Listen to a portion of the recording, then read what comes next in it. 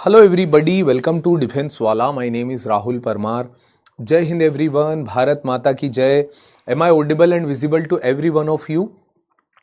मैं दिखाई दे रहा हूं आप लोगों को, सुनाई दे रहा हूं? प्लीज बताइए, आवाज आ रही मेरी आपको?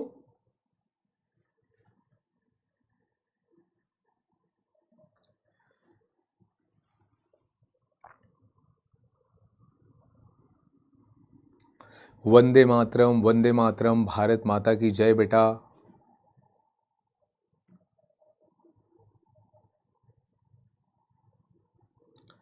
ओके चलिए, बहुत बढ़िया. Everything is perfect. चलो आराम से पढ़ाई करते हैं. किसी भी तरह की कोई चीजें मत करना. युवराज राणे बेटा, अगर नहीं होना पढ़ने का मन हम तो आप आराम से क्लास लीव कर सकते हो युवराज. ओके, कोई बर्थडे नहीं है. आपको कहीं किसी और के लेक्चर में मस्ती कर लिया करो प्लीज. ठीक, चलिए. मत करो बेटा इधर उधर की बातें. क्या करते रहते हो आप लोग यार? Audible and visible. चलिए, बहुत शानदार.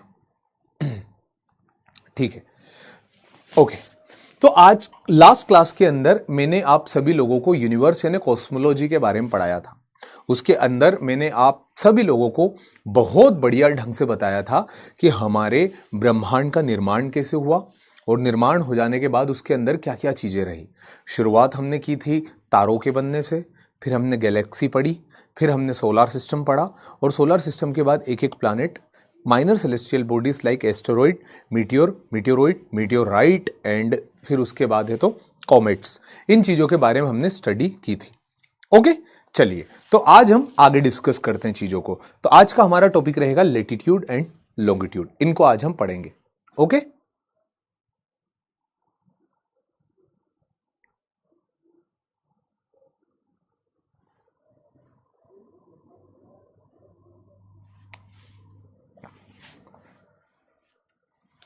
क्रिश सही है. क्रिश राजपूत सही आवाज करवा ली मैंने चेक अभी, और मोबाइल में सुन ली.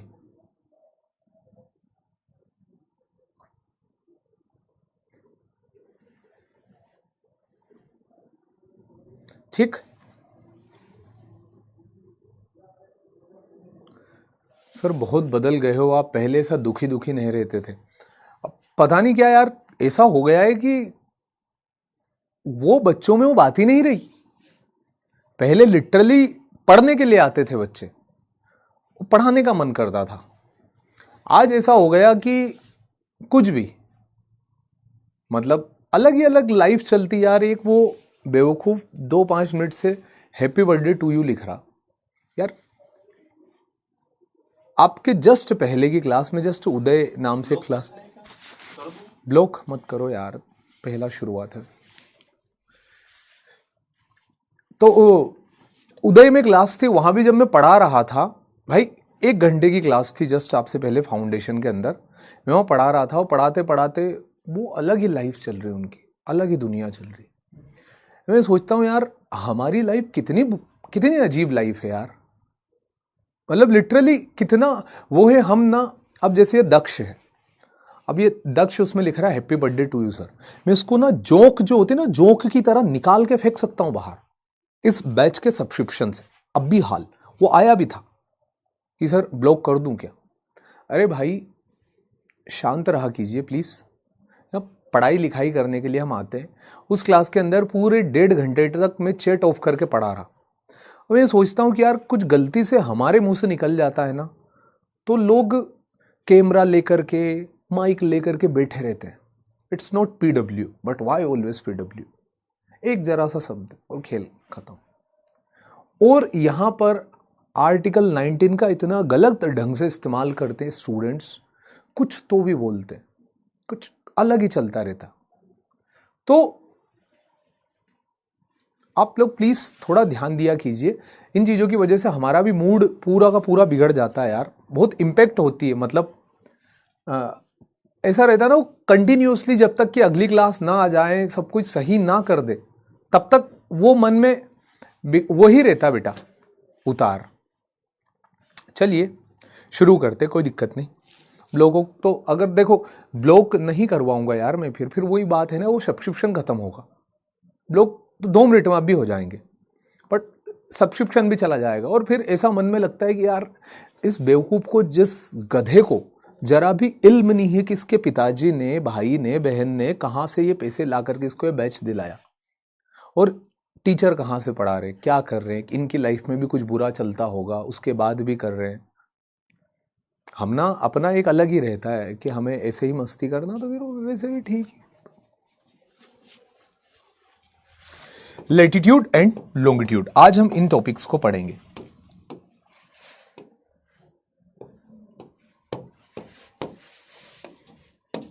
लास्ट क्लास के अंदर मैंने आप लोगों को जो टॉपिक पढ़ाया था, दैट वाज दी, जो आखिरी क्लास के अंदर हमने देखा था, दैट वाज यूनिवर्स। आखिरी क्लास के अंदर हमने जो पढ़ा था वो यूनिवर्स था। और आज की क्लास के अंदर हम एक नया टॉपिक पढ़ रहे हैं जिसका नाम है लैटिट्यूड एंड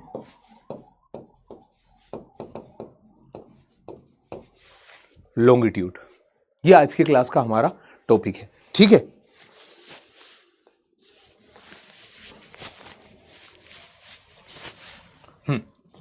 अब मैं आपको बताता हूं कि लैटिट्यूड लॉन्गिट्यूड होती क्या है। इसको ध्यान से समझ के क्लियर करने की कोशिश करते हैं। देखो, हमारी जो धरती है इतनी बड़ी, ये गोल धरती, इस धरती पर हर एक जगह को नापना, किसी भी जगह को धरती पर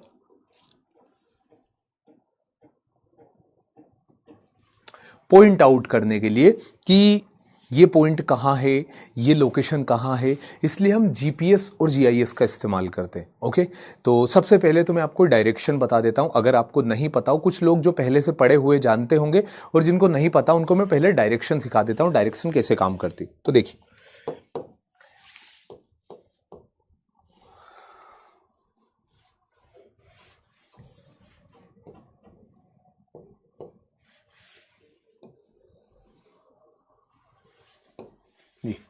ऊपर की तरफ नॉर्थ, नीचे की तरफ साउथ, इधर ईस्ट और इधर वेस्ट, ये हुई हमारी direction. Okay, east, west, north, south, इनको हम बोलते कोऑर्डियल पॉइंट्स।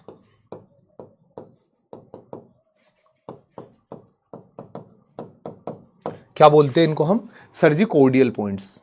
तो कोऑर्डियल पॉइंट्स क्या होते हैं? जो कि एक पर्टिकुलर दिशा को बताते हैं। जैसे अगर मैं ये खड़ा हूं, तो जो मेरे सर की तरफ है, ऊपर की तरफ, दैट इज द नॉर्थ। जिस हाथ, जो मेरा उल्टा हाथ है, घड़ी जिसमें पहनी, दैट इज ईस्ट। जिससे मैं खाना खाता हूं, दैट इज वेस्ट। और जहां मेरे पांव के पंजे, दैट इज द साउथ। तो ये ऐसे ही रेफरेंस में लिया जाता है, जिसको हम कोऑर्डियल पॉइंट्स बोलते हैं, कंपास के। अब इन कोऑर्डियल पॉइंट्स के बीच में भी एक पॉइंट्स होते हैं, जिन पॉइंट्स को हम बोलते हैं intercordial points.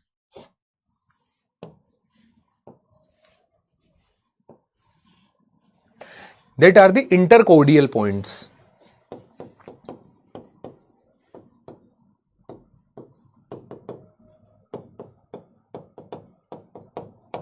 Intercordial points. Intercordial points क्या होते हैं कि जो इस पूरे क्वाड्रेंट को भी 2 पार्ट में तोड़े, ताकि हम थोड़ा स्पेसिफाई हो जाए, पर्टिकुलर हो जाए। जैसे कि अब ये क्वाड्रेंट था, इसको हमने तोड़ा इंटरकोर्डियल पॉइंट में, तो हो जाएगा नॉर्थ ईस्ट। ये क्या हो जाएगा? South east. ये क्या हो जाएगा? South west. और ये क्या हो जाएगा? North west. मतलब जो इन दोनों के बीच में, उसको साउथ ईस्ट, इन दोनों के बीच में, नॉर्थ और ईस्ट के बीच में नॉर्थ ईस्ट, नॉर्थ और वेस्ट के बीच में नॉर्थ वेस्ट, साउथ और वेस्ट के बीच में साउथ वेस्ट। ओके, तो जब हम इंटरकोर्डियल पॉइंट मेंशन करेंगे, मेरी बात फिर से ध्यान से सुनना, जब हम इंटरकोर्डियल पॉइंट मेंशन करेंगे तो हमें नॉर्थ और साउथ को पहले बताना है। आप समझ गए? इन दोनों के बीच में तो नॉर्थ पहले लिया, इन दोनों के बीच में साउथ पहले लिया, इन दोनों के बीच में साउथ पहले लिया, इन दोनों के बीच में नॉर्थ पहले लिया।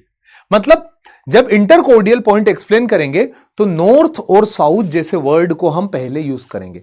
ये इस पूरे क्वाड्रेंट के अंदर भी हमें एक पर्टिकुलर दिशा के अंदर लेकर के चले जाते हैं, इंटरकोर्डियल। ओके, तो ये दिशा यंत्र हुआ। अब हमें धरती के ऊपर कोई पॉइंट बताना होता तो उत्तर, दक्षिण, पूरब, पश्चिम हम इसी के हिसाब से बताते हैं और आगे इस चीज को जानते हैं। अब क्या होता है कि जैसे ग्राफ आपने इस्तेमाल किया, सभी लोग ग्राफ के अंदर हमारे पास एक्स एक्सिस होता है, वाई एक्सिस होता है। अगर हमें किसी भी पॉइंट को ग्राफ के अंदर फिक्स पॉइंट को प्लॉट करना है तो हमें इंटरसेक्शन की आवश्यकता होती है कि जहां पर दो लाइन एक दूसरे को इंटरसेक्ट करे, वहां पर हम उस पॉइंट को प्लॉट कर सकते हैं। तो बस वैसे ही धरती के ऊपर भी हमने कुछ हॉरिजॉन्टल लाइन खींची है और कुछ वर्टिकल लाइंस खींची है। तो हॉरिजॉन्टल और वर्टिकल लाइन जहां दोनों को इंटरसेक्ट करती है वो कोई पर्टिकुलर पॉइंट होता है, और ये हर जगह होता है। मतलब जैसे फॉर एग्जाम्पल, अब इसको दूसरे एग्जाम्पल से लेकर के बताता हूं। यहीं पर मैं आपको कि लेटीट्यूड लॉन्गिट्यूड को एक्सप्लेन करता हूं कि एक एग्जाम्पल ले लेता हूं।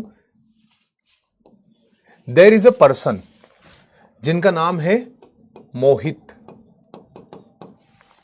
And there is different person जिसका नाम है रोहित। अब मोहित जो है, मोहित ने बोला रोहित को, रोहित रहते हैं चेन्नई में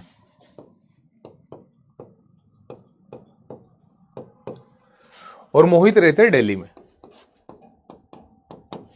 मोहित ने रोहित को बोला कि यार दिल्ली में तो बहुत गर्मी है यार, मजा नहीं आ रहा, बहुत ज्यादा तापमान है।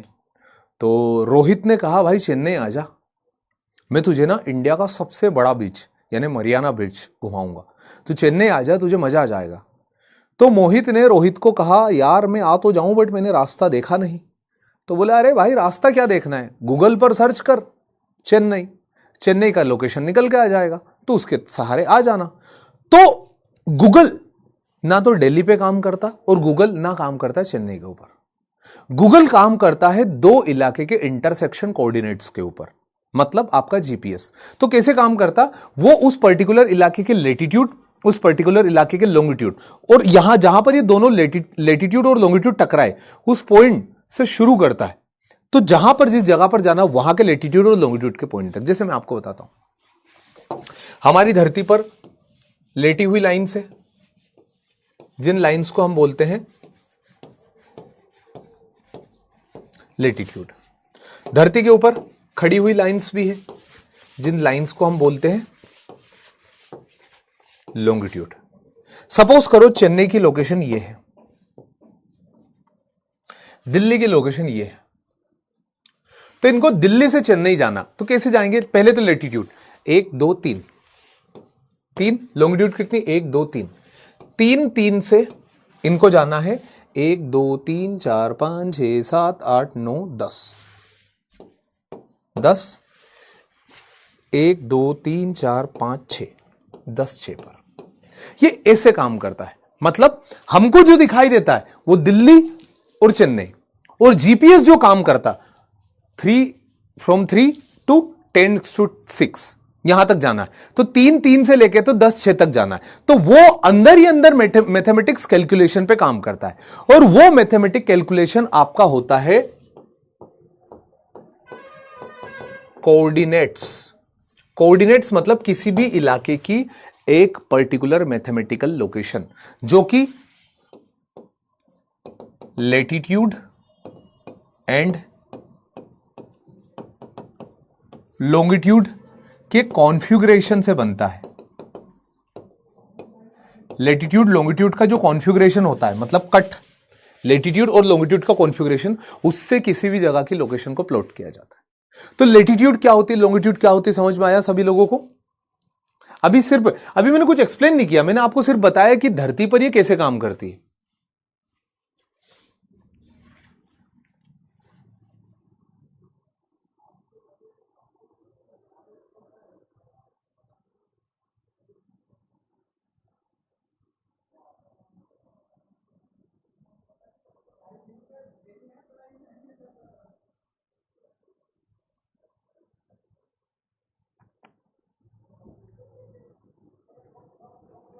ओके, चलिए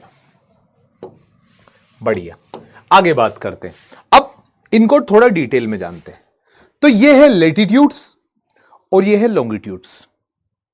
आप चाहो तो पहले हम इसको यहीं तोड़ दें, फिर आगे पढ़ेंगे। सबसे पहले यहां तोड़ने की कोशिश करते हैं।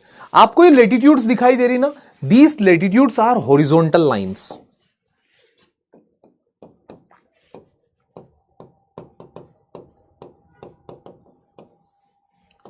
ये कैसी हॉरिजॉन्टल, एंड लॉन्गिट्यूड्स आर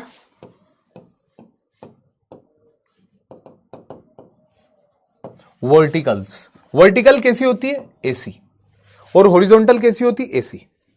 ये लेटीट्यूड है एक तरफ और एक तरफ है लॉन्गिट्यूड। लेटीट्यूड जो है that are the circles and longitude that are the semi circles. ये दोनों में अंतर हुआ। तो मैं आपको पहले, आप ये देखो, लेटीट्यूड आपको उत्तर और दक्षिण बताएगा, लॉन्गिट्यूड आपको पूरब और पश्चिम बताएगा, डायरेक्शन। तो एक डिफरेंस से शुरू करें इनको पढ़ने की। चलो एक डिफरेंस से शुरू करते हैं कि ये होती क्या है। सबसे पहले तो धरती पर मौजूद ये इमेजिनरी लाइंस होती है। कौन सी लाइन? Imaginary line. ये लाइन आपको आसमान में दिखाई नहीं देगी, धरती पर खिंची हुई दिखाई नहीं देगी। ये इमेजिनरी लाइंस है जिनको IIRS मतलब रिमोट सेंसिंग के लिए इस्तेमाल की जाती है, जिनको GIS जियोग्राफिकल इंफॉर्मेशन सिस्टम के लिए इस्तेमाल की जाती है, GPS ग्लोबल पोजिशनिंग सिस्टम के लिए इस्तेमाल की जाती है। तो इन आंकड़ों को यूज करके हम जगह को प्लॉट करते हैं। तो लेटीट्यूड और लॉन्गिट्यूड क्या होते हैं? तो लेटीट्यूड्स आर हॉरिजॉन्टल यानी x axis on the earth surface and longitudes are y axis on the earth surface. ठीक है, तो ऐसे ये काम करती है। चलिए शुरू करते हैं। सबसे पहले latitude. First of all latitudes. तो what is latitude? It is an angular distance from north and south of equator. पहला पॉइंट कि ये लेटीट्यूड क्या होती? एंगुलर डिस्टेंस होती है north and south of equator. Equator के उत्तर और इक्वेटर के दक्षिण। मतलब ये सिर्फ और सिर्फ दो डायरेक्शन बताती, एक उत्तर की और एक दक्षिण की। ये कौन सी? Longitude, latitudes. तो इक्वेटर क्या होता है? इक्वेटर क्या होता है?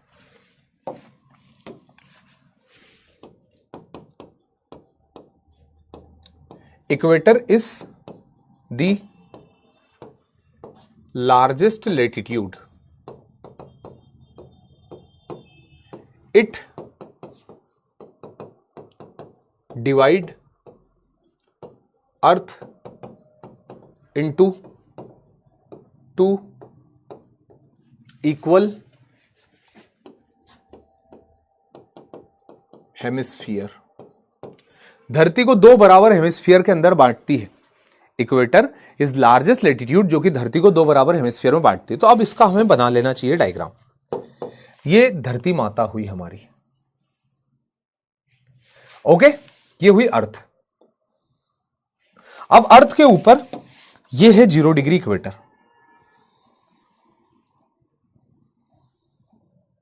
धरती गोल है ना बेटा, तो ये पूरा सर्कल बनाओ। तो ये 0 degree equator. 0 degree equator divide अर्थ इंटू 2 इक्वल हेमिस्फीयर।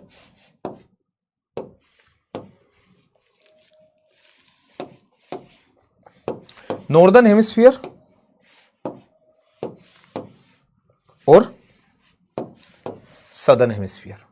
धरती को दो बराबर भाग में बांटने वाली लाइन है इक्वेटर। इक्वेटर क्या है? ये जो धरती के बीचों बीच से पास हो रही है और धरती को नॉर्दर्न और सदर्न हेमिस्फीयर में बांट रही है।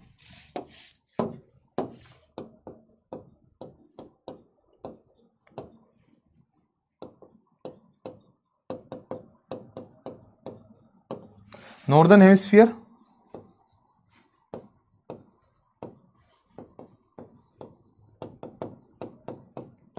Southern hemisphere. क्या किसी को नहीं पता हेमिस्फीयर क्या होता? स्फीयर गोल होता है और इस गोल के दो टुकड़े, दैट इज हेमिस्फीयर। एक नॉर्दर्न हेमिस्फीयर, एक southern hemisphere. And equator divide earth into northern and southern hemisphere. अब इक्वेटर के ऊपर नॉर्थ है, ऊपर 90 है और इक्वेटर के नीचे 90 है। तो there are total 181 latitudes. Total कितनी? 181 लेटीट्यूड से। कैसे पता चला हमको? पता चला कि इक्वेटर के ऊपर 90, इक्वेटर के नीचे 90 और एक 0 डिग्री इक्वेटर। एक तो ये हो गई इक्वेटर, इक्वेटर को बोलते हैं 0 degree line.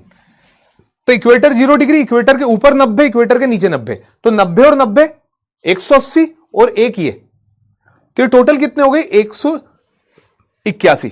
There are total 181 latitude.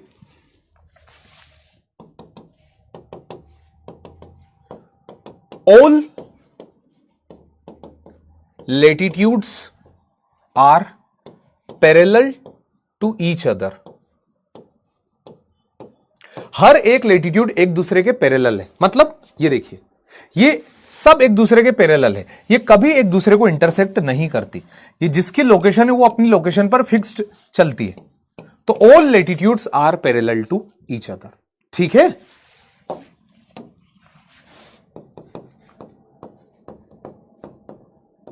Distance between to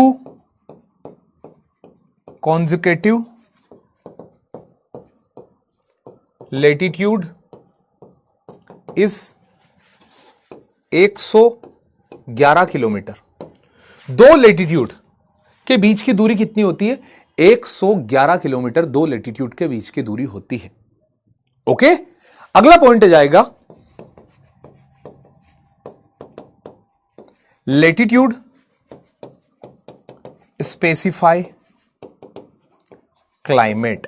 अब इस पॉइंट को छोड़ दो, अभी ये मैं अभी एक्सप्लेन करूंगा। अभी मैंने क्या बताया आपको, व्हाट इज लेटीट्यूड? तो latitudes are angular distance from north and south of equator. Question आ गया हमारे दिमाग में कि sir what does mean by angular distance?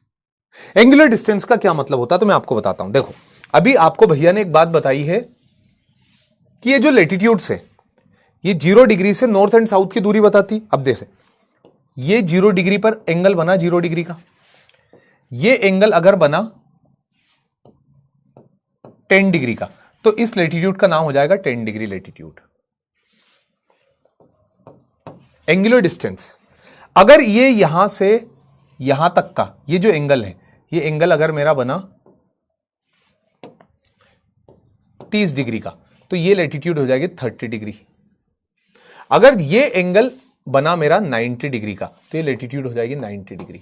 इसलिए इसको एंगुलर डिस्टेंस बोलते हैं। एक एंगल के साथ जो दूरी बढ़ रही है, 10 degree, 20 degree, 25 degree, 50 degree, 60 degree, 65 degree, 70 degree, 80 degree, 90 degree. तो 90 डिग्री का एक कोण बन रहा है। अब ऊपर की तरफ है तो नॉर्दर्न हेमिस्फीयर हो गया, नीचे की तरफ है तो सदर्न हेमिस्फीयर। देखो ना, यहां से यहां तक का एंगल 0 है, इसलिए 0 डिग्री बोल दिया। नीचे की तरफ आओगे तो एंगल फिर बढ़ता जाएगा, 90 हो जाएगा। तो ये एक एंगुलर डिस्टेंस है। पहला पॉइंट तो हमें ये समझ में आया। तो it is an angular distance of north and south of equator. Equator के नॉर्थ में और एग्जैक्टली सेम मैनर में इक्वेटर के साउथ में, इक्वेटर के साउथ में एग्जैक्टली सेम, ये ऐसे काम करती है। ठीक है, अगला point, there are total 181 latitude, 19 northern hemisphere, 19 southern hemisphere और एक 0 डिग्री। तो टोटल कितनी हुई हमारे पास? 181। ठीक, फिर latitude are parallel to each other. देखो, कोई सी भी लेटीट्यूड एक दूसरे को कभी नहीं काटेगी। ये ऐसी जा रही, ये ऐसी जाएगी, ये ऐसी जाएगी, ये ऐसी जाएगी, ये ऐसी, कभी भी लेटीट्यूड एक दूसरे को इंटरसेक्ट नहीं करेगी। तो latitudes are parallel to each other. ठीक, यहां तक बताइए मुझे समझ में आया कि नहीं आया? फिर इसके बाद मैं आपको बताऊंगा ये कैसे क्लाइमेट के बारे में बताती है। How latitude specify climate of any particular area.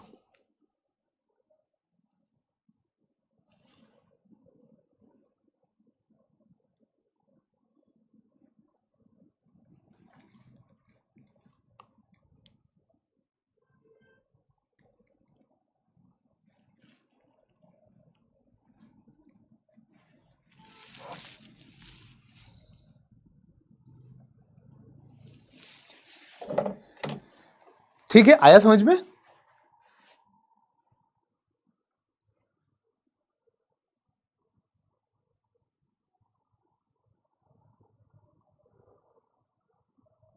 Hemisphere का मतलब होता आधा स्फीयर।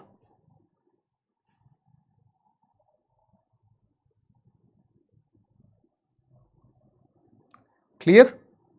क्लाइमेट के बारे में अभी मैंने कुछ नहीं बताया। अभी मैंने जितना बताया सिर्फ उसी में से पूछा है। क्लाइमेट तो अभी बताऊंगा। All latitudes are not passing in India. कैसे ही पास होगी? इंडिया पूरे धरती पर थोड़ी ना आता है। इंडिया ये यहां आता है, ये इतने में है इंडिया हमारा देश। तब वहां से जो पास हो रही वो आगे जाएगी।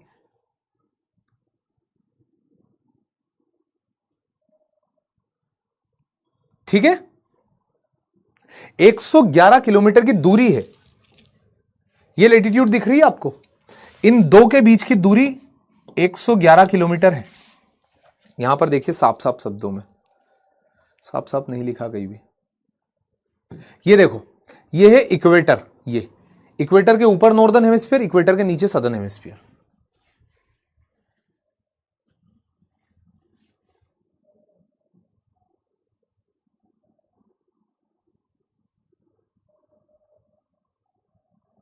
सर इतने परफेक्ट, सर वो invented latitude and longitude group of geographers 179। हाँ आप ये भी लिख सकते हो, मतलब पर्टिकुलर चाहो तो आप इसको ये कर लो, भले ये भी कर लो, 179 लिख लो, 179 degree and excluding pole point. Pole है ना जो नॉर्थ पोल, ये और ये, इन दोनों पॉइंट को हटा दो। लोग ऐसा बोलते हैं कि ये पॉइंट है, ये लाइन नहीं है ये, तो अगर इन दोनों पॉइंट को हटा दोगे, एक्सक्लूड कर दोगे, तो आपके पास 179 डिग्री हो जाएगी। पोल, उत्तरी पोल का 90 डिग्री और दक्षिणी पोल का 90 डिग्री, उन दोनों को हटा दिया। चलो ये लाइन खत्म हुई। If they are imaginary, how they can be distance between them. They are imaginary and the distance between them is measured with the help of satellites.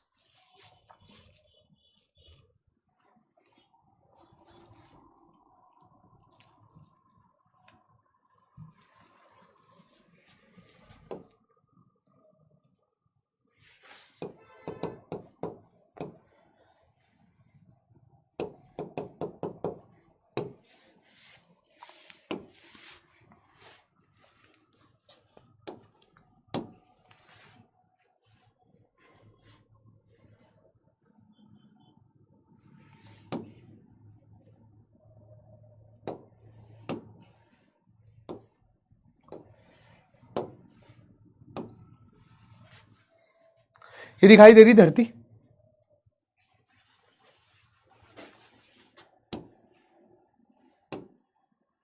ये लाइन दिख रही है आपको, ये these are the latitudinal lines. जितना zoom करोगे ना निकलती जाइए, ये देखो हॉरिजॉन्टल लाइंस ये, and this all are the imaginary lines जो कि नक्शे के ऊपर आपको दिखती है।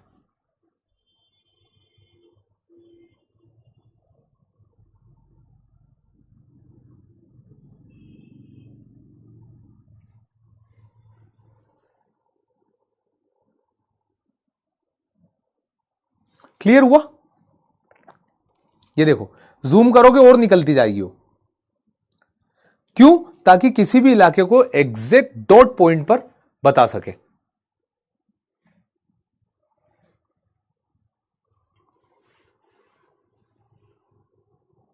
ठीक, चलिए, तो यहां तक मैंने क्या बताया, दो लेटीट्यूड के बीच की जो दूरी होती है, एग्जांपल दे देता हूं, 1 डिग्री 2 डिग्री नॉर्थ, 1 डिग्री और 2 डिग्री के बीच की दूरी कितनी है, कोई सा भी ले सकते हो, आपको 111 किलोमीटर। ओके, चलिए, तो लेटीट्यूड स्पेसिफाई क्लाइमेट, लेटीट्यूड जो है वो क्लाइमेट को स्पेसिफाई करती है। आइए इस चीज को जानते हैं।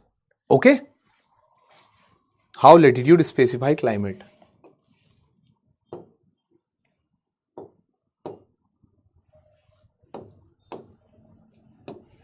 चलिए देखिए, अब इसको जानने का एक तरीका हम अपनाते हैं। ये हमारी धरती है, ठीक, जहां पर हम लोग रहते हैं, और ये है सूरज, which is far from the earth. जब धरती से रोशनी, सूरज से रोशनी धरती की तरफ आती है तो उजाला होता है। हम सब इस बात को जानते हैं, जब सूरज की रोशनी धरती पर आती है तो उजाला होता है, और धरती पर ही हमको दिन रात होते हुए दिखाई देते हैं उसकी रोशनी के अकॉर्डिंग। अब क्या होता है बेटा कि सूरज की रोशनी दो तरीके से जाती है। एक, आप ये देखिए, यहां पर इक्वेटर पर जो जा रही है वो जा रही है परपेंडिकुलर, वही जो रोशनी पोल तरफ जा रही है वो जा रही है स्लांटिंग।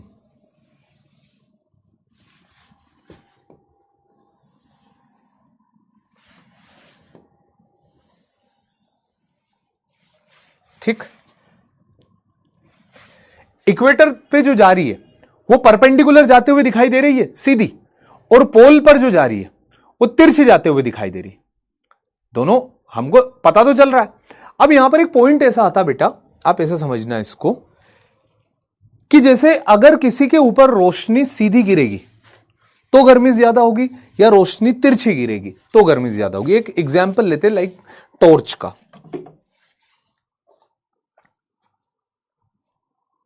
ठीक है, ये उजाला है, हम सबको दिखाई दे रहा। अब इस लाइट को जब मैं सीधा मारूंगा तो उजाला ज्यादा करेगी, ज्यादा इंपैक्टफुल रहेगा, या फिर जब मैं तिरछा मारूंगा तो ऑब्वियसली बात है जब सीधा उजाला जाएगा तो इंपैक्ट ज्यादा होगा, गर्मी का भी उजाले का भी, अगर लाइट परपेंडिकुलर रही तो।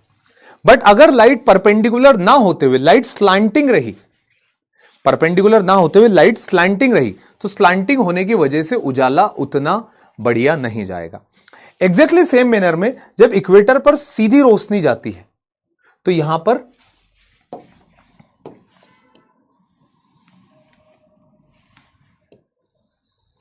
इस इलाके के अंदर गर्मी बढ़ जाती है, और जब पोल पर तिरछी रोशनी आती है तो इस इलाके पर ठंड बढ़ जाती है। थोड़ा दूसरा एग्जांपल लेते हैं। दूसरा एग्जांपल ले लिया मैंने मेरे खुद का गांव।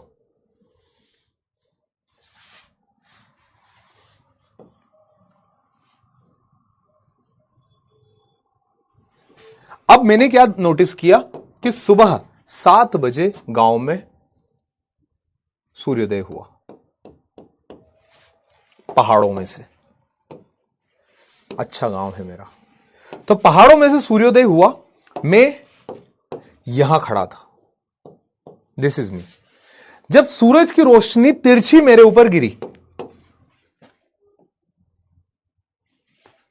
तो मेरी परछाई बहुत लंबी और बड़ी बनी, दैट इज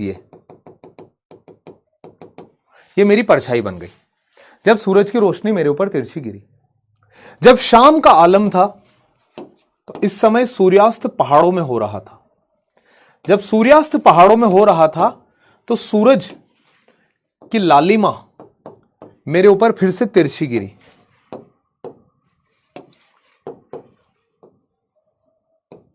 और जब मेरे ऊपर सूरज की रोशनी तिरछी गिरी तो अगेन मेरी परछाई बहुत लंबी और दूर तक बनी, लंबी और दूर तक। अब यहां पर नोटिस कीजिए कि जब जब रोशनी तिरछी आ रही है, जब जब रोशनी तिरछी आ रही है तो मेरी छाया बड़ी लंबी बन रही क्योंकि रोशनी तिरछी आ रही है, बट मुझे गर्मी बहुत कम होती है ड्यूरिंग द टाइम ऑफ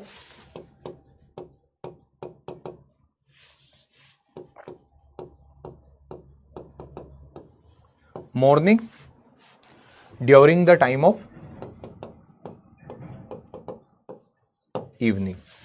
दोनों ही समय में जब सूरज की रोशनी मेरे ऊपर गिर रही थी और वो भी तिरछी, तो गर्मी काफी हद तक कम थी।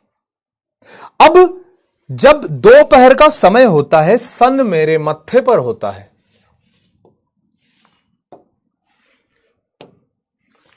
तो मेरी परछाई ना इधर बनेगी ना इधर बनेगी, मेरी परछाई मेरे अंदर ही समा जाएगी।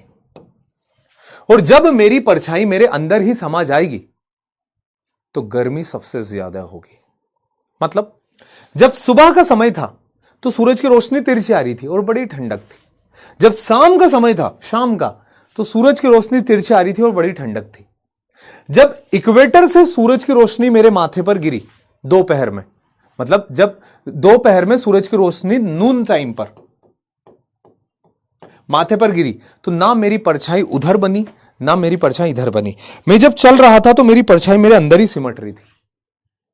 मेरी आंखें यहां छाया बन चुकी थी, मेरी नाक की छाया यहां बन चुकी थी, मेरे होठों की छाया यहां बन चुकी थी, और मेरे पूरे चेहरे की छाया गले पर बन चुकी थी।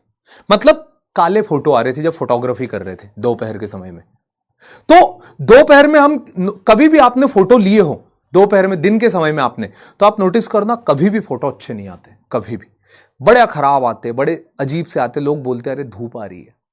बट जब शाम का होती है तो शाम के समय में आपका कैमरा अच्छा भी ना होना तो फोटोग्राफ के अंदर सैचुरेशन बेहतरीन होता है, एक्सपोजर अच्छा होता है, और कॉन्ट्रास्ट भी उतना ही बेहतरीन होता है, और एम्बिशन भी, हर चीजें। क्यों? क्योंकि लाइट तिरछी आ रही है, और जब तिरछी लाइट होती है तो आपकी आंखों की छाया नहीं बनेगी, नाक की छाया नहीं बनेगी, गाल की और इनकी छाया नहीं बनेगी, क्योंकि लाइट तिरछी आ रही है। एग्जैक्टली सेम होता पोलर इलाके में। पोलर इलाके में लाइट जाती तिरछी, जब तिरछे लाइट जाती तो इंपैक्टफुल नहीं रहती, और जब लाइट परपेंडिकुलर होती, जो कि दोपहर की लाइट है, तो इंपैक्टफुल होती। अब इसको आप मैं एनसीईआरटी की भाषा में बता रहा हूं, तो इक्वेटर के पोल के पास जो पर डे रोशनी आती है ना तिरछी लाइट से, होती है 70 वॉट पर मीटर स्क्वायर। 1 मीटर स्क्वायर में 70 वॉट आती है। वहीं जब same energy same metre square में आप एनर्जी इक्वेटर पर देखोगे तो आपको 320 वॉट मिलेगी। इक्वेटर पर 320 वॉट एनर्जी 1 मीटर में, 1 मीटर में 320 वॉट, और यहां पर 70 वॉट 1 मीटर के अंदर।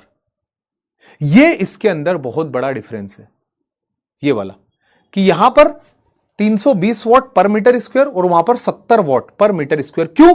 क्योंकि रोशनी यहां पर परपेंडिकुलर है, और जब इस इलाके के अंदर रोशनी परपेंडिकुलर होगी, यानी दोपहर जैसे हालात होंगे, इसका मतलब यह बिल्कुल नहीं है कि इक्वेटर पर शाम नहीं होती। शाम होती है, बट इंटेंसिटी ऑफ सनलाइट बहुत ज्यादा होती है। और ऐसा नहीं है कि यहां दोपहर नहीं होती, दोपहर होती, बट इंटेंसिटी ऑफ सनलाइट काफी कम होती, क्योंकि तिरछी आ रही है। जब यहां पर सीधी लाइट होती तो गर्मी ज्यादा होती है, और गर्मी ज्यादा होने की वजह से इस इलाके के अंदर हीट बढ़ जाती है, और यहां पर जो जोन बनता है उस जोन को हम नाम देते टोरिड जोन।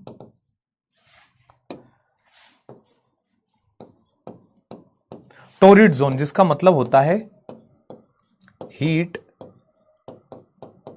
सरप्लस रीजन, जिस इलाके के अंदर हीट ज्यादा हो। अब दूसरा रीजन वो आ जाता है जिस इलाके पर हीट काफी कम गई, सूरज की रोशनी कम, तो हो जाएंगे धरती के ठंडे इलाके। इनको हम बोलते हैं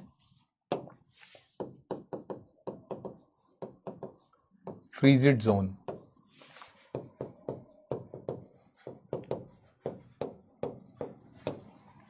यह कारण है कि धरती के पोल ठंडे हैं। क्यों? क्योंकि इस पोल पर रोशनी तिरछी जाती है, और हमेशा से तिरछी जा रही है, लंबे समय से। इस वजह से ये ठंडे पड़ गए, और इस इलाके में रोशनी परपेंडिकुलर आ रही है, और जब परपेंडिकुलर आ रही तो यहां पर हीट बढ़ गई।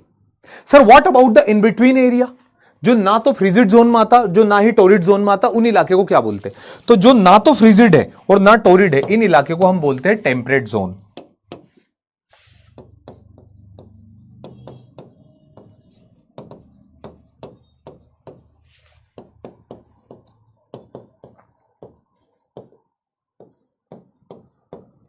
Temperate zone is a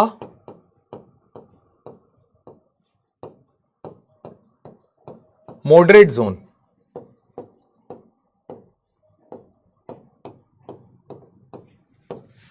temperate zone कैसा? मॉडरेट, ना तो इक्वेटर की तरह एक्सट्रीमली गर्म, ना पोल की तरह एक्सट्रीमली कोल्ड, दोनों के बीच का। अब मैं आपको इसको धरती के नक्शे पर दिखा रहा हूं। ये देखो, हमारे पास अर्थ का मैप है,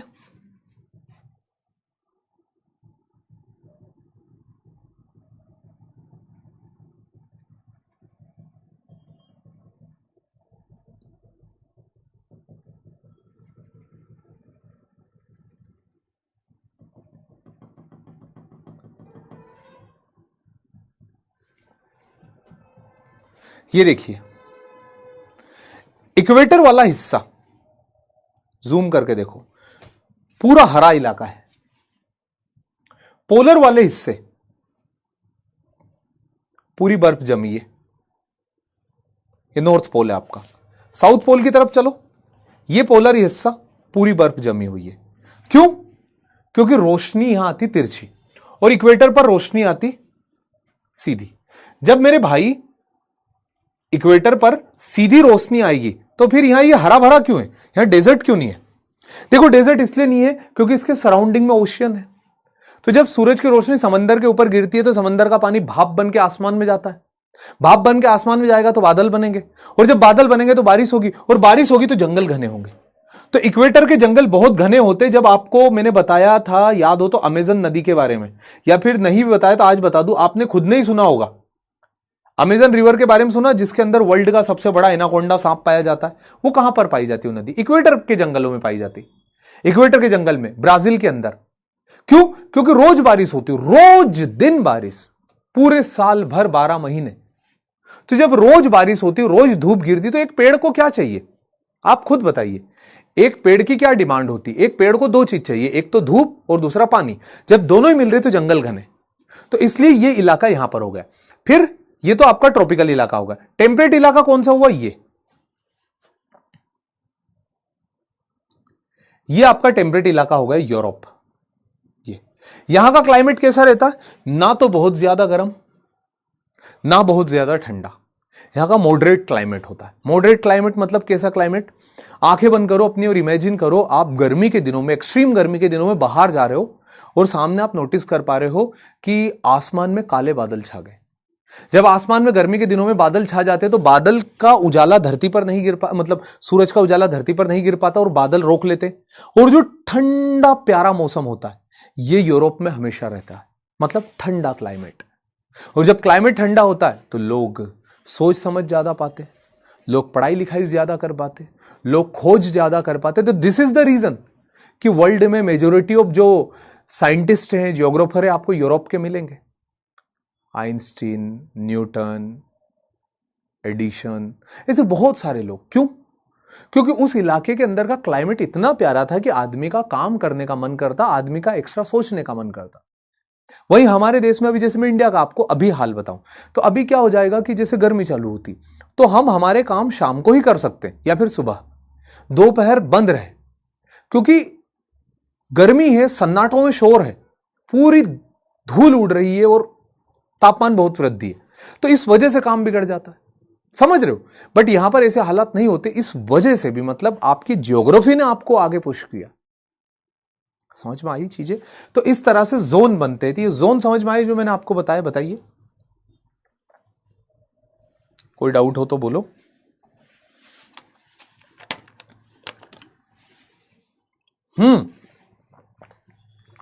प्रांजल, all latitudes are complete circle.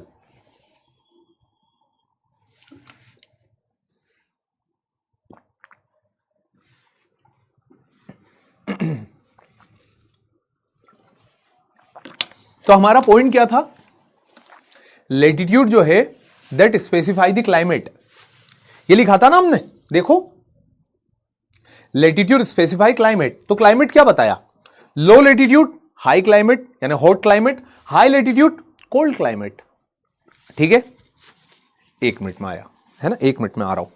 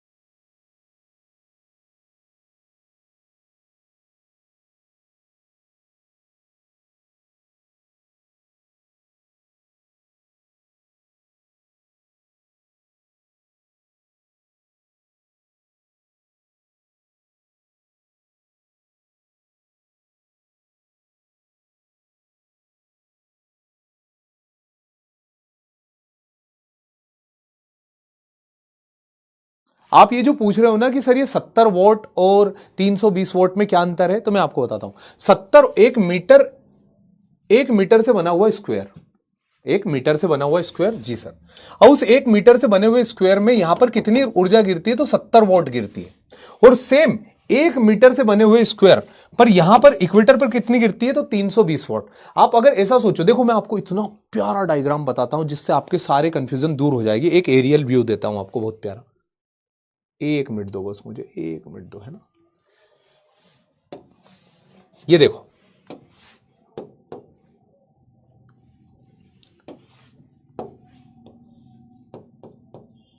Pole, equator, ठीक।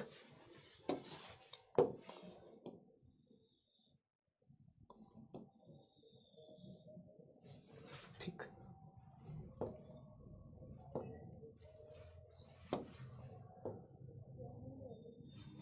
अब आप देखो, जब पोल पे रोशनी आ रही तो तिरछी आ रही है, जब पोल पे रोशनी आ रही है तो तिरछी आ रही है, और जब पोल पे रोशनी तिरछी आ रही है तो इतना इलाका कवर करती है,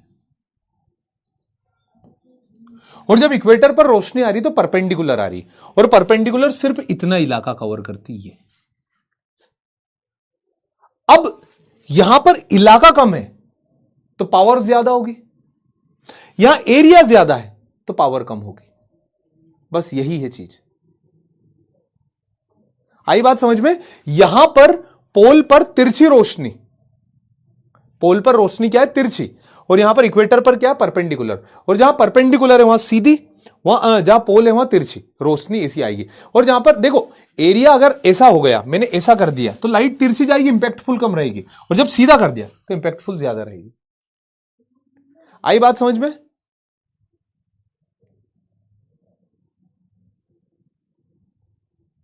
ओके, हाँ, पर यूनिट लाइट कम आ रही है, यूनिट, यहां देखो ना, एरिया बढ़ गया, यहां एरिया कम, वहां एरिया ज्यादा, जहां एरिया कम वहां ज्यादा गिर रही, जहां एरिया ज्यादा वहां कम गिर रही, ठीक। चलिए, अब कुछ इंपॉर्टेंट लेटीट्यूड्स के बारे में आपको बता देते हैं। ये आपका लेटीट्यूड का नोट्स रहेगा। ये देखो, ये इक्वेटर है जो दो भाग में तोड़ती है, जो मैंने आपको बताया, नॉर्दर्न हेमिस्फीयर, सदर्न हेमिस्फीयर, ये 3D है। तो नॉर्थ में ऊपर, साउथ में नीचे, और इक्वेटर ये पूरा का पूरा सर्कल है। आप याद रखिएगा, हर एक लेटीट्यूड एक पूरा सर्कल है। Each latitude is a circle. Okay, आई बात समझ में। चलिए, अब यहां पर देख लेते हैं। अब आपको जो नोट्स है वो मैंने रिटर्न फॉर्म में भी दे दिए, अदर देन जो कि मैंने आपको बताए हैं, उसके अलावा भी देखिए अब यहां पर क्या क्या मेंशन है। शुरू करते हैं। सबसे पहला, latitude measure the distance north and south of equator. Equator के नॉर्थ और साउथ के डिस्टेंस को मेजर करते, बिल्कुल। एक्सप्रेस्ड इन डिग्री, हर एक लेटीट्यूड को डिग्री में एक्सप्रेस करते, क्यों, because it is an angular distance. ये एक एंगुलर डिस्टेंस है ना। 0 to 90 degree north and south of equator, 0 से 90 डिग्री लेना है इक्वेटर के नॉर्थ और साउथ में। कुछ इंपॉर्टेंट लेटीट्यूड्स के नाम आपको याद रखने हैं, हाँ बिल्कुल लिखना है। आप चाहो तो वो लिख लेना, आप चाहो तो ये लिख लेना, मेरा काम आपको सिर्फ समझाना है। और मेरे ख्याल से दोनों ही चीजें जब हम पढ़ेंगे तो समझ में बहुत अच्छा आएगा। सबसे पहले आ जाएगा ट्रॉपिक ऑफ कैंसर, जिसको हम बोलते हैं 23.5 डिग्री नॉर्थ। हमारे डायग्राम में दिखाई दे रहा है, देखो टोरिड जोन की ऊपर बाउंड्री 23.5 डिग्री नॉर्थ, एनसीईआरटी का डायग्राम है। दूसरा Tropic of Capricorn, that is 23.5 degree south, दिखाई दे रहा। अब ट्रॉपिक ऑफ कैंसर और कैप्रिकॉन के बीच में जो जोन है, उस जोन को हमने नाम दिया टोरिड जोन, जो अभी मैं आपको पढ़ा के खत्म किया। इसके बाद आ जाएगा आपका 23.5 डिग्री नॉर्थ से 66.5 degree north, and 23.5 degree south से 66.5 डिग्री साउथ। यह आ जाएगा आपका नॉर्दर्न टेम्परेट जोन और southern temperate zone. Temperate zone हो गया। अब ये जो 66.5 डिग्री नॉर्थ है, इसको हम बोलते हैं आर्कटिक सर्कल, ऊपर देखो। एंड 66.5 डिग्री साउथ को हम बोलते हैं अंटार्कटिक सर्कल, नीचे देखो। क्लाइमेट को इन्फ्लुएंस करती है लेटीट्यूड, जो होती है क्लाइमेट बताती है, जैसे ट्रॉपिकल, टेम्परेट एंड पोलर, तीन तरह के क्लाइमेट को ये बताती है। आई बात समझ में, पूरा लेटीट्यूड क्लियर हो गया।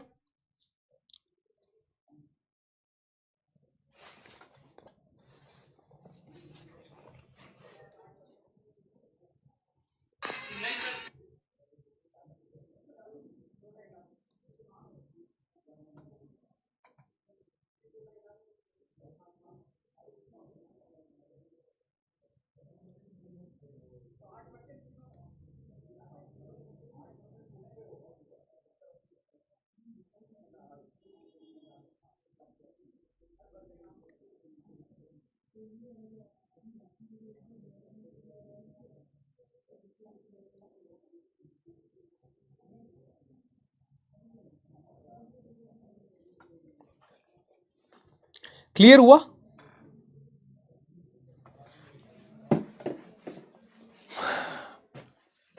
ये देखिए, ये है ट्रॉपिक ऑफ कैंसर जो कि 23.5 डिग्री नॉर्थ है। ये है ट्रॉपिक ऑफ कैप्रिकॉर्न जो कि 23.5 डिग्री साउथ है। इन दोनों के बीच का जोन टोरिड जोन हुआ। दिस इज 66.5 डिग्री नॉर्थ यानी आर्कटिक सर्कल, या आर्कटिक इलाका है। This is 66.5 degree south, that is Antarctic circle, है ना। तो ये दोनों जहां पर ये कंप्लीट होता है, इसके बाद फ्रीजिड जोन आ गया और इन दोनों के बीच का टेम्परेट जोन। ओके, अब क्लियर हो गया बेटा कृष्णा मोहन? अब समझ में आ गया जो अब बताया। ट्रॉपिक ऑफ कैंसर और कैप्रिकॉर्न रेफरेंस लाइन है, इंपॉर्टेंट लाइन। ये मार्क करती है बाउंड्री आपके टोरिड जोन के। टोरिड जोन जो मैंने आपको यहां पढ़ाया ना, ये इस टोरिड जोन की नॉर्दर्न और southern boundary Tropic of Cancer और ट्रॉपिक ऑफ कैप्रिकॉर्न मार्क करते हैं। Tropic of Cancer and Tropic of Capricorn, ठीक है। आगे बढ़े, चलिए आगे बढ़ते हैं। अगला पॉइंट जाएगा all the countries that lies on equator. अब हमें जानना तो जरूरी है ना। देखो, मैं अभी भी आप लोगों को सजेशन दे रहा हूं कि आप लोग अपने कमरे के अंदर नक्शे लगाइए, प्लीज अपने रूम के अंदर मैप्स को लगाइए, आपकी हेल्प होगी। अब यहां पर मैं इक्वेटर पर आने वाली कंट्रीज बता रहा हूं। The all the countries that lies on equator, Colombia, Ecuador, Brazil. दूसरा Sao Tome Principe, Gabon, DRC democratic Republic of Congo, Uganda, Somalia, Kenya. ये अफ्रीकन कंट्रीज है जो इक्वेटर पर आती है। फिर एशिया में मोल्डिव्स, इंडोनेशिया और किरिबाती। ये वो कंट्री है एशिया की जो कि इक्वेटर पर आती है। हाँ, टोरिड जोन में आईटीसीजेड रहता अंदर ही अंदर। ट्रॉपिक ऑफ कैंसर और कैप्रिकॉर्न मार्क करूं?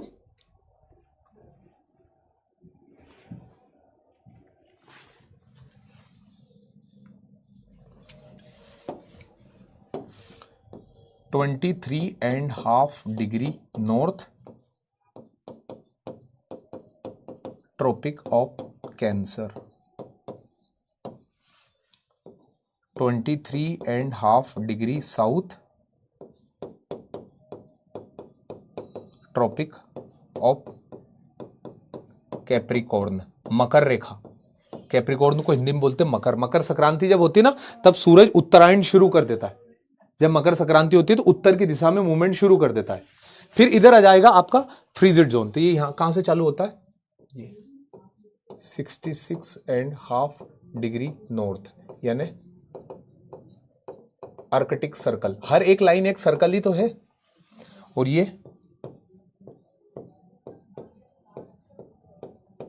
दैट इज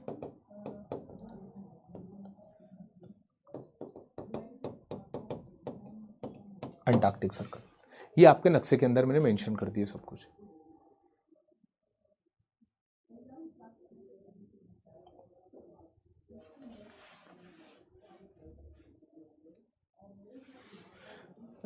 सर ये जो आप मैप नोट करते हो इसका हैंड, हाँ निकाल लो, आप चाहो तो इसका निकाल लो ना, ये भी हेल्प कर देगा आपकी। ट्रॉपिक ऑफ कैंसर को हिंदी में कहते हैं बेटा कर्क रेखा, विषांत। और ट्रॉपिक ऑफ कैप्रिकॉर्न को हिंदी में कहते हैं मकर रेखा। इक्वेटर को कहते हैं विषुवत रेखा। चलिए, तो the countries that lies on यहां पर हुआ। अब इन कंट्रीज को सेपरेटली देख लेते हैं। ये अब ये याद रखिएगा, ये वो कंट्रीज है जो इक्वेटर पर आती है। आपको यहां से ये चीज समझ में आ चुकी होगी कि ये वो इलाका है जहां धूप सबसे ज्यादा रहती है, क्योंकि इक्वेटर पर सूरज की रोशनी परपेंडिकुलर होती है। तो यहां पर धूप सबसे ज्यादा है।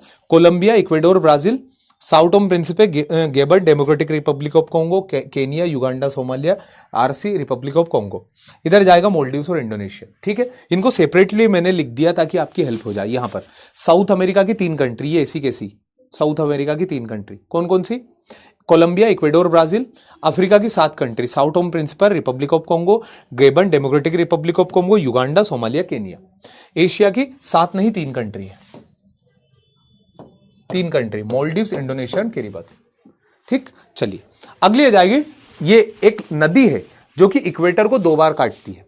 इस नदी का नाम है कोंगो रिवर। कोंगो रिवर क्या करती है, यहां से जाती है, इक्वेटर को काटती है और वापस बहते हुए नीचे की तरफ आती, काटती है और अपना वाटर अटलांटिक ओशन में डाल देती है। So it is a Congo river. Congo river जो है वो उसको 2 बार काटती है, ये पॉइंट याद रखना, एक बार एग्जाम में पूछा हुआ है। हैंड रिटन नोट्स यहीं पर आपकी ऐप के ऊपर नोट्स सेक्शन में मिल जाएगा।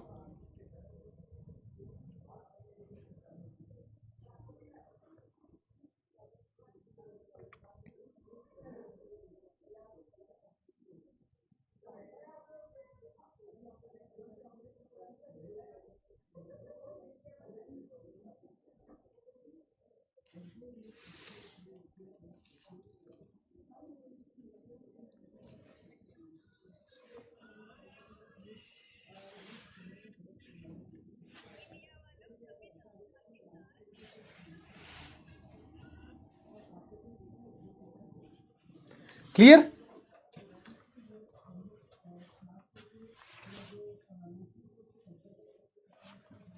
आगे बढ़ते हैं।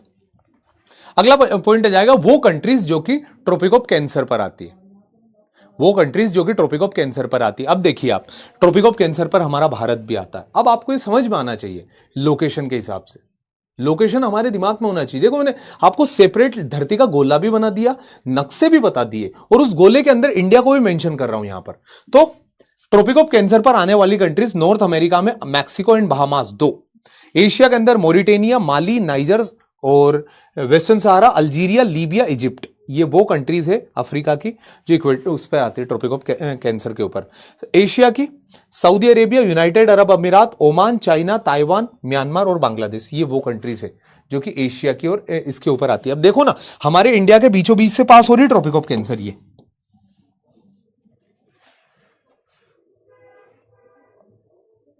ओके, बीचों बीच से पास हो रही है ना। अब देखो यहां पर मैंने सेपरेट भी लिख दिया, नॉर्थ अमेरिका की 2 कंट्री मैक्सिको बहामास, अफ्रीका की 7 कंट्री वेस्टर्न सहारा, मोरिटेनिया, माली, अल्जीरिया, नाइजर, लीबिया, इजिप्ट। फिर इसके बाद है तो एशिया की हमारे पास आ जाएगी एशिया की 8 कंट्री। 8 कंट्री कौन कौन सी आ जाएगी, यूनाइटेड अरब अमीरात, Oman, India, Bangladesh, Myanmar, China, Taiwan और सऊदी अरेबिया। ठीक, ये हो गया। अब इसको कौन सी वो है जो पास करती, आप उसको ऐसे मत समझिए मुस्कान, आप उसको जूम मत करवाइए, इसके नोट्स आपको एज इट इज मिल जाएंगे, आप बेफिक्र होकर के पढ़ो। यहां पर एक नदी है जो इसको 2 बार काटती है, मध्य प्रदेश से निकलती है धार।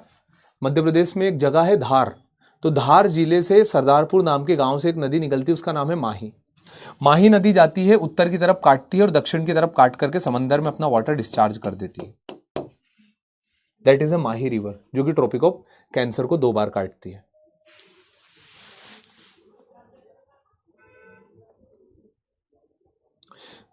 हाँ बेटा, आप जो बोल रहे हो कि sir south India torrid zone में आता है, इसके बारे में बात करूंगा अभी, 2 मिनट देना मुझे, 2 मिनट से मैं करता हूं। क्या था एक क्वेश्चन, एक बार वो फिर से रिपीट कर देना। सर एक बार बता दो याद कैसे करना है। याद ऐसे करना है, याद ऐसे करना है कि ये जो टेबल है, ये टेबल भी ऐसी कैसी मिल रही, इस टेबल को पढ़ना है, साथ ही साथ आपको इस नक्शे को मैप पर लगाना, आप इस मैप को अपनी दीवार पर लगाना है, और जब जब इसको पढ़ो इन दोनों ही चीजों को एक साथ रिवाइज करना है, तो आपको याद होगा ये। वरना अगर आप सोचो कि जैसे मैंने एक्सप्लेन किया आपको हमेशा याद रह जाए, तो बिल्कुल 0% पॉसिबिलिटी, कोई चांसेस नहीं। मेरे को 8 साल हो गए ये सब चीजें बताते हुए, पढ़ाते हुए, तो इस वजह से मुझे वो समझ है।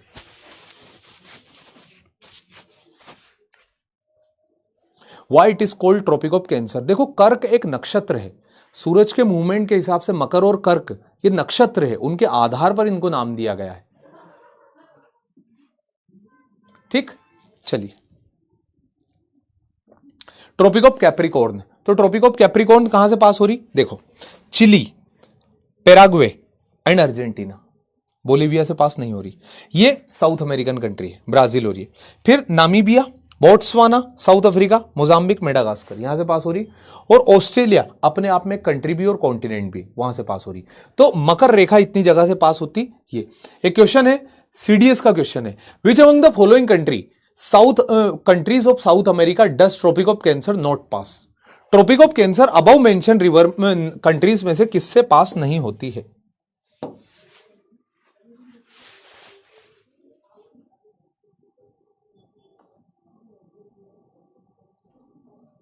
वर्ल्ड मैप लगाना है बेटा, ये जो मैप बना रहा हूं बता रहा हूं ये तो टॉपिक का मैप है, इसको लगा के क्या करोगे, हमें वर्ल्ड मैप लगाना है और उसके अंदर इन लाइन को देखना है, एटलस हमारे पास होना चाहिए।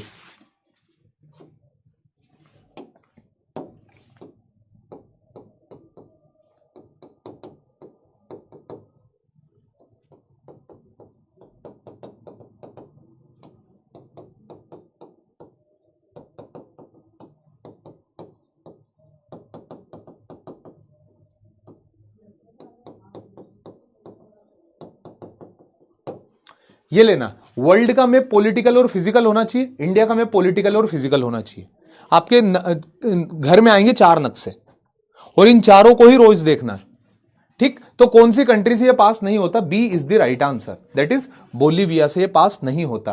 कोई कितना बेवकूफ हो सकता है, 1 मिनट पहले बताया गया प्रश्न, वो कंट्रीज जिनसे ट्रॉपिक ऑफ कैप्रिकॉर्न पास नहीं होता, ब्राजील, अर्जेंटीना, चिली, पेराग्वे, वो यहां पर ये बोलीविया, मैंने बोला था यहां से पास नहीं होती है, जस्ट अभी 2 मिनट पहले बोला। कोई बात नहीं, थोड़ा सीरियस लो मुझे भी please. Countries that lies on Tropic of Capricorn, Chile, Argentina, Paraguay and Brazil, ऐसे क्वेश्चन आते हैं। अब देख लो इनसे कैसे डील करना है ना। अफ्रीका की Namibia, Botswana, South Africa, Mozambique और मेडागास्कर। ऑस्ट्रेलिया की यही हो गई अकेली, ठीक।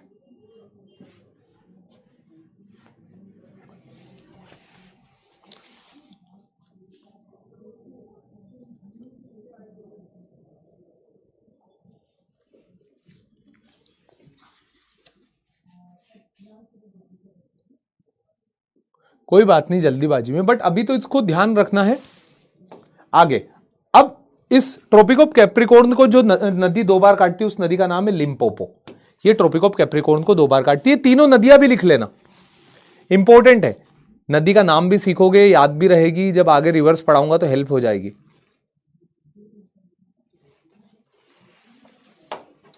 अब इंडिया के अंदर कहां कहां से ये पास होती है, इंडिया भी भाई हमारा देश है, हमको ये पता होना चाहिए कि ट्रॉपिक ऑफ कैंसर इंडिया में कहां से पास होती है। तो Tropic of Cancer passes through 8 states,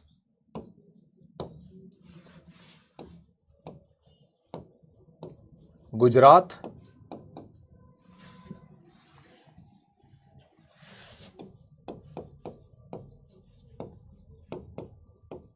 Rajasthan, Madhya Pradesh,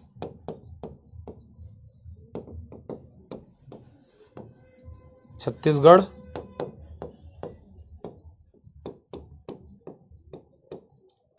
Jharkhand, West Bengal,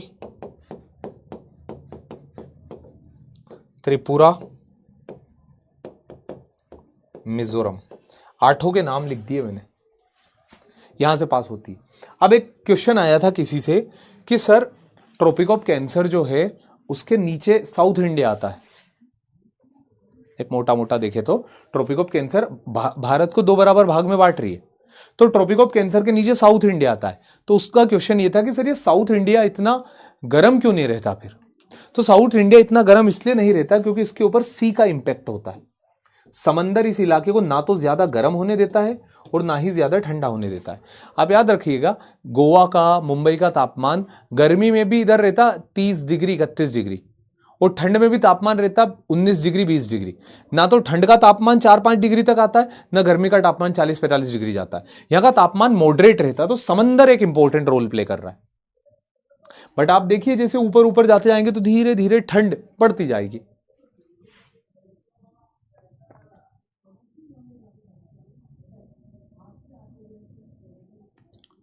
Hindi में इसको बोलते कर्क रेखा।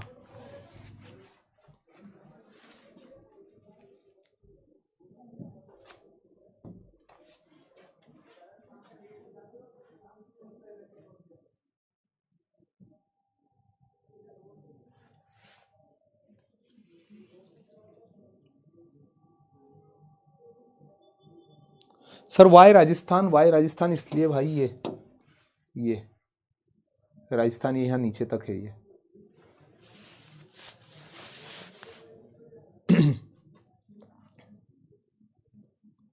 ठीक। अब अगला टॉपिक आ जाता लॉन्गिट्यूड। लॉन्गिट्यूड वाला अब लॉन्गिट्यूड में क्या है, लेटिट्यूड तो हॉरिजॉन्टल लाइन थी, लॉन्गिट्यूड्स आर वर्टिकल लाइंस। अब लेटिट्यूड के अंदर जो रेफरेंस लाइन थी, जो मेन थी, जो सबसे बड़ी थी, जिसने पूरी धरती को दो भाग में तोड़ा था, उसका नाम था 0 डिग्री इक्वेटर। बट यहां पर जो धरती को दो भाग में तोड़ रही, उसका नाम है 0 डिग्री प्राइम मेरिडियन। हर एक लॉन्गिट्यूड को मेरिडियन बोलते हैं। Latitudes are horizontal line and longitudes are meridian. तो मैं आपको बताता हूं,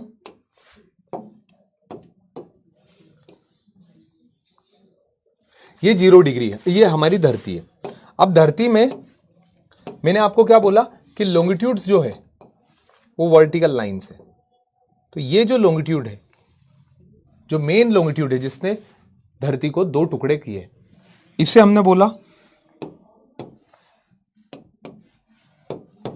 ईस्टर्न हेमिस्फीयर, और इसे हमने बोला वेस्टर्न हेमिस्फीयर। ठीक, और बीच में प्राइम मेरिडियन। तो बीच में जो लाइन है, इस लाइन का नाम है प्राइम मेरिडियन। ये बीच की लाइन है जिसने धरती को दो बराबर टुकड़ों में तोड़ा है। एक जो ईस्टर्न पार्ट है, जो मैंने आपको बोला था ना, जिस तरफ मेरे हाथ में घड़ी हो पूरब है, जिस हाथ से हम खाना खाते हो पश्चिम है। तो जो ईस्टर्न पार्ट है, ये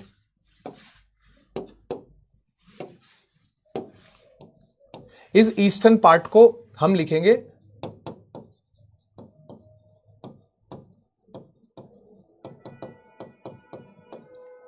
ईस्टर्न हेमिस्फीयर, और इस पार्ट को हम लिखेंगे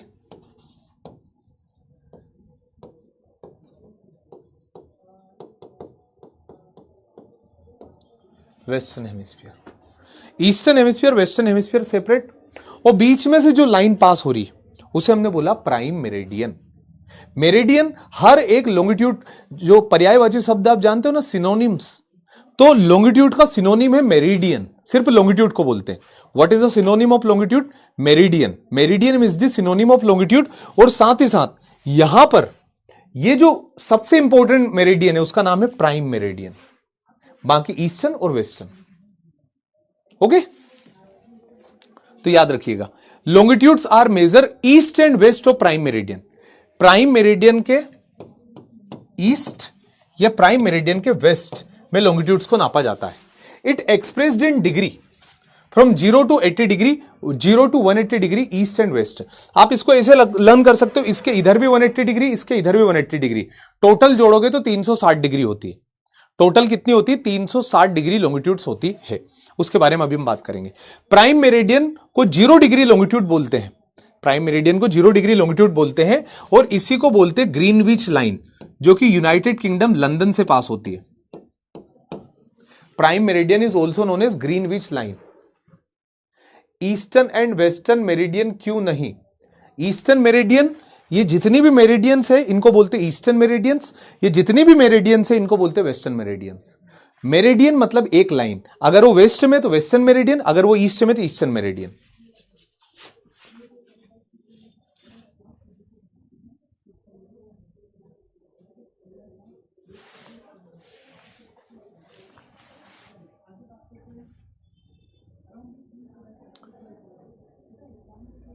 बट इन लाइन को लेटिट्यूड लॉन्गिट्यूड नाम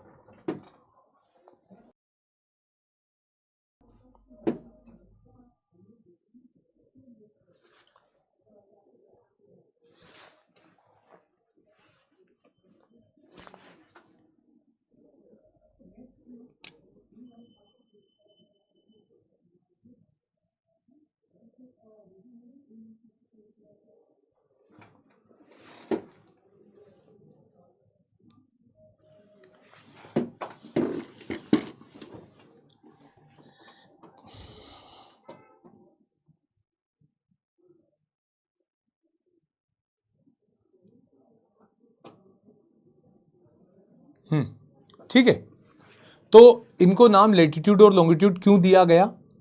कुछ नाम देना था, लेटीट्यूड और लॉन्गिट्यूड दे दिया, है ना। इसको पता हिंदी में देशांतर और अक्षांश भी बोलते, अगर ये अच्छा नहीं लग रहा हो तो, वहां भी इनको कुछ नाम दिया गया है। ओके, आई बात समझ में?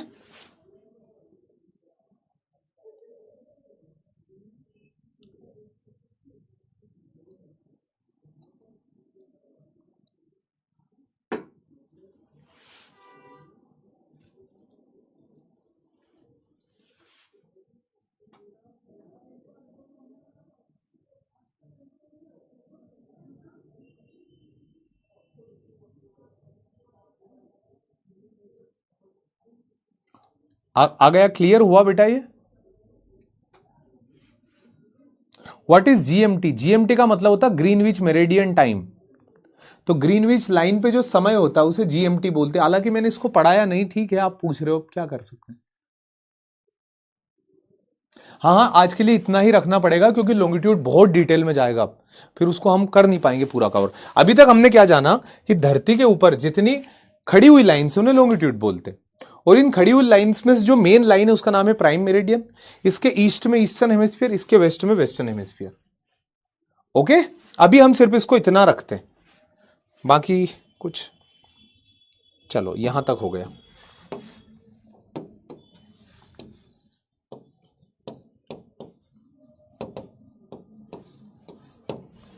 ओके, लेटीट्यूड समझ में आ गया। लॉन्गिट्यूड से कल फिर रिपीट करूंगा मैं। लेटीट्यूड क्लियर हुआ ना?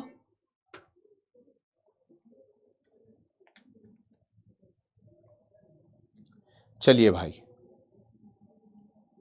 अगली क्लास के अंदर देखते हैं, आगे की चीजें जानते हैं।